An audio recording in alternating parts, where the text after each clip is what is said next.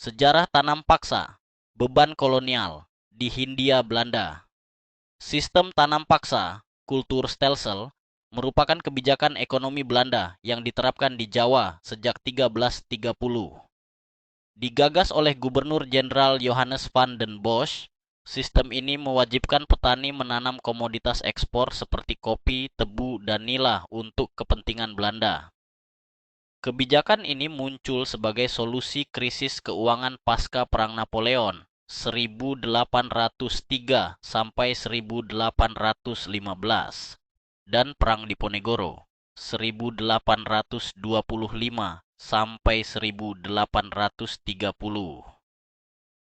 Latar belakangnya bermula dari kondisi ekonomi Belanda yang terpuruk.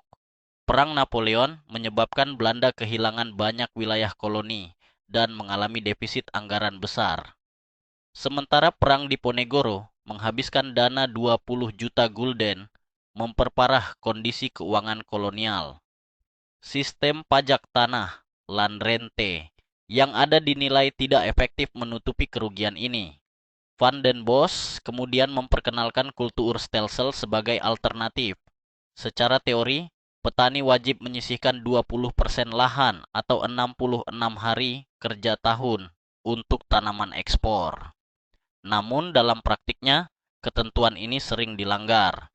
Petani dipaksa menyerahkan lebih banyak lahan dan waktu kerja, sementara hasil panen disetor ke pemerintah kolonial.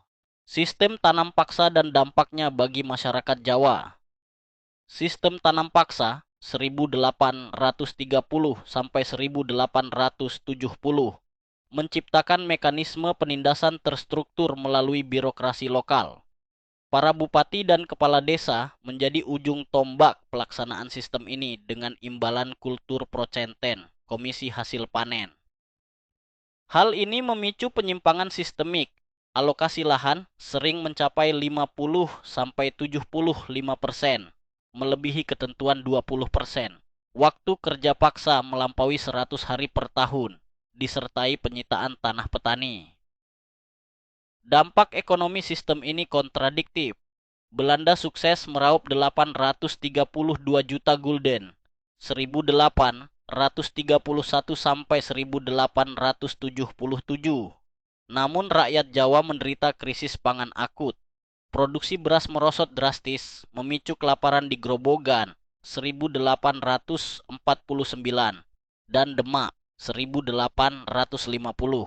Masyarakat tradisional pecah dengan munculnya elit kolaborator di satu sisi dan petani miskin di sisi lain. Penghapusan sistem ini pada 1870 dipengaruhi faktor internasional, kritik Inggris dan kampanye Multatuli lewat Max Havelaar, serta tekanan internal dari kaum liberal Belanda. Warisan sistem ini meliputi 1. Ekonomi liberal yang tetap eksploitatif, 2. Trauma kolektif lintas generasi, dan 3. Kebencian yang memicu nasionalisme. Tanam paksa menjadi bukti kelam eksploitasi kolonial yang mengorbankan kemanusiaan demi keuntungan ekonomi.